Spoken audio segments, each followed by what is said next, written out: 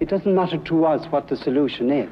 Father Doheny, an Irish missionary priest, has been in Biafra 14 years. Politics doesn't enter into our life, but we do see Africans dying. We do see them starving to death. And that's what we want to prevent. And let me say that we feel neglected. We feel that the Western world and the American world just don't seem to realize the problem and don't seem to care, because this is a country so far away from them. And they don't seem to be concerned about it. Now, to my mind, that was, the jets are coming. We better take cover.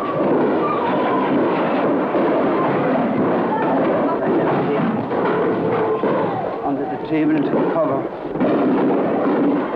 Yesterday they came 4 times. This, of course, being a hospital, we would expect that it would be left alone, but there we are. You can hear it for yourself. Keep in, nurse, keep in. Nurse, keep in, keep in. It can come back very suddenly. This is the criminal bombing I was talking about, just swooping down, just strafing all along the market. Yesterday they strafed the market. Yes, it comes like lightning. Right on top of you before you know where you are. My name is Dr.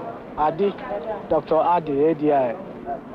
Well, I was in the consulting room when the plane was hovering around and spraying cannon fire.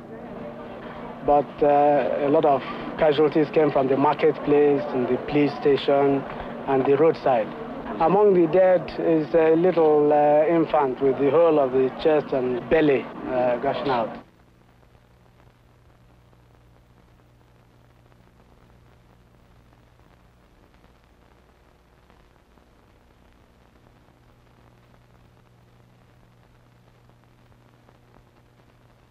I experienced one terrible, gruesome bombing in Owarinta. There were 4 missionary fathers there feeding 8,000 refugees.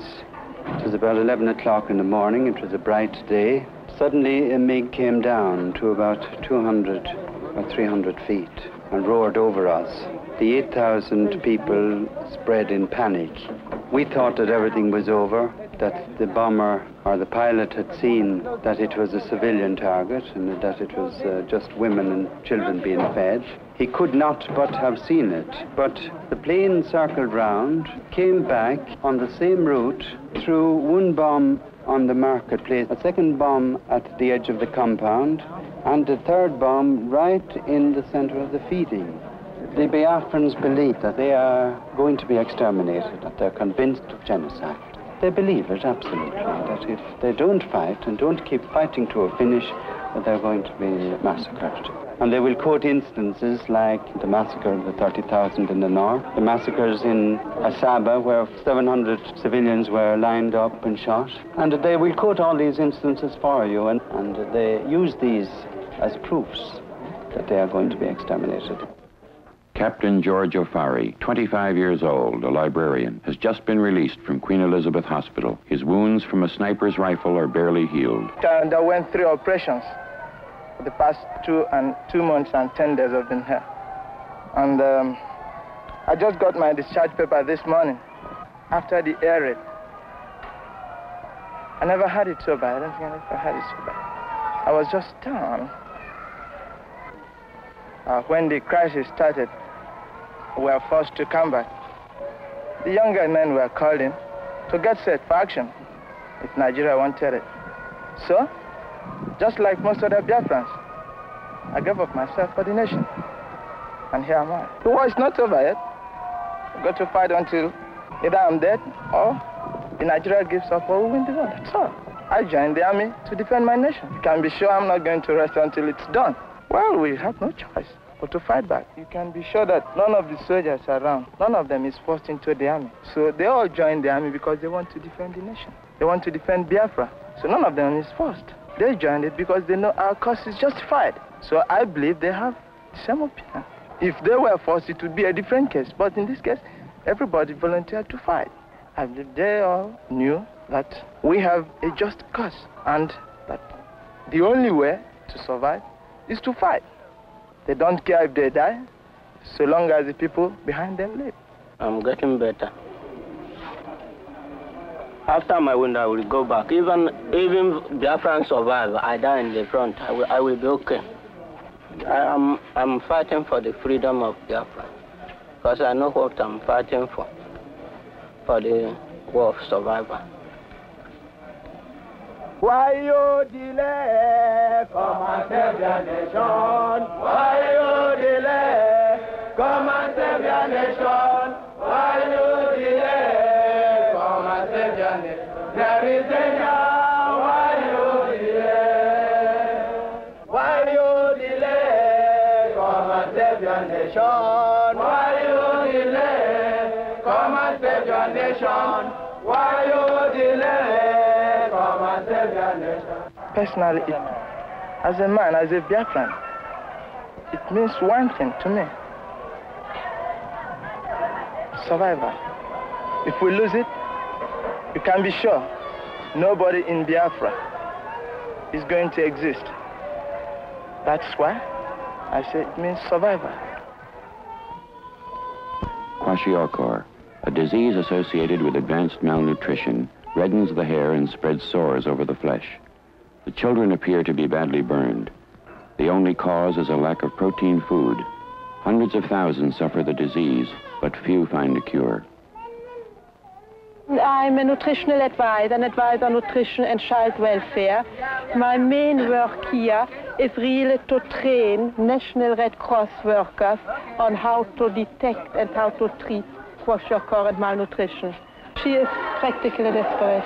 I don't think anything can be done for her. And even if she improves now, I've seen similar cases. Once the stomach is swollen like this, the liver is attacked. I've seen cases like this who improved apparently, and after 6 months or 1 year they died. These are the cases, unfortunately, who are really considered as desperate. If we had been able to give to all the children regular meals once a day, as we try to do now in the feeding centers in the villages, the child would not have fallen ill. The only cause, the exclusive cause of kwashiorkor is lack of protein-rich food. There's no other cause for it.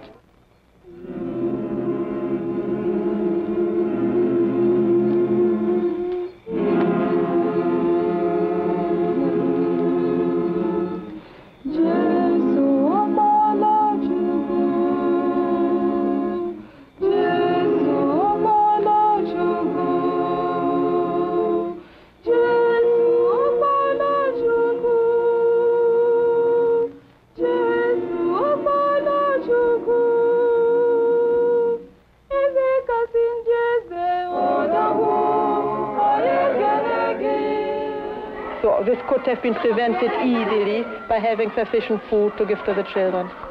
When they start to suffer from kwashiorkor, they become completely apathetic and listless. And it's one of the most impressive things if you come into a village and instead of being greeted by shouts and laughter, it's like a dead village. The children don't move, they don't react. They're just sitting there without reacting anymore. And in the beginning, even they refuse food because they're really, one can say, just waiting to die.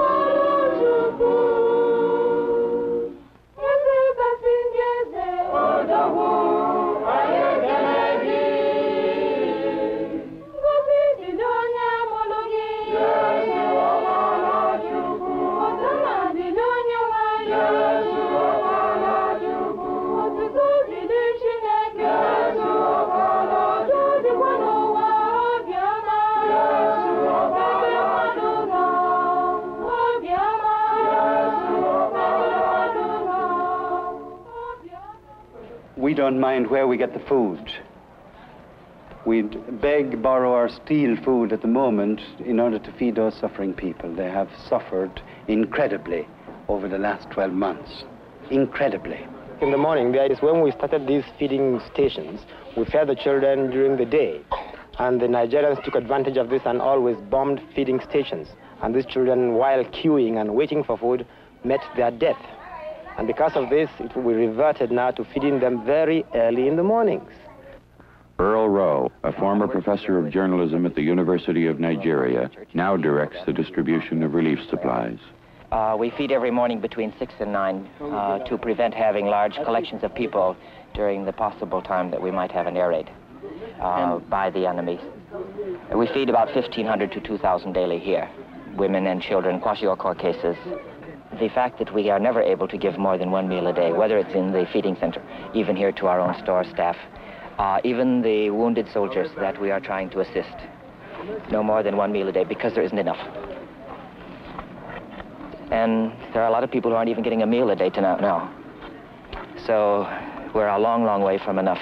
Some of the foreign observers have said there's no food problem here. Well, if they tried living on a meal a day, I think they'd find that we have a very real food problem.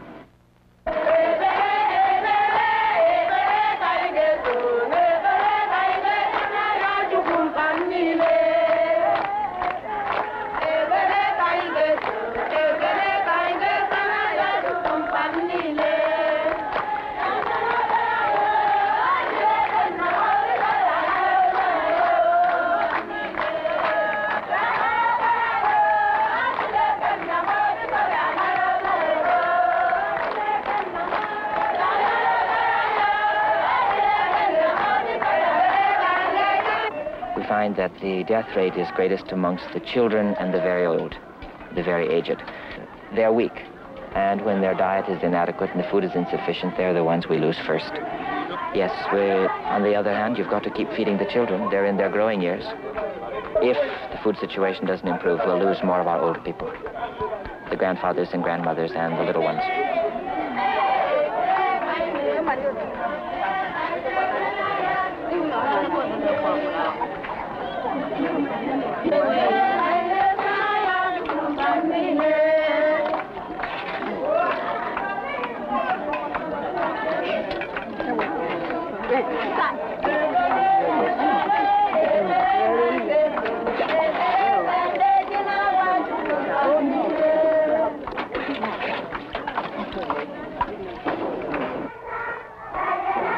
Oh, the people here are determined. Every man, woman, and child have made up their mind about this war.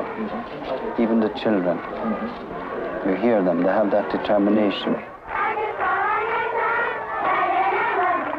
6 ounces of soup and some paste made from the grated root of the cassava plant and mixed with palm oil is the 1 meal each day for the children. It is called gari, and the children love it.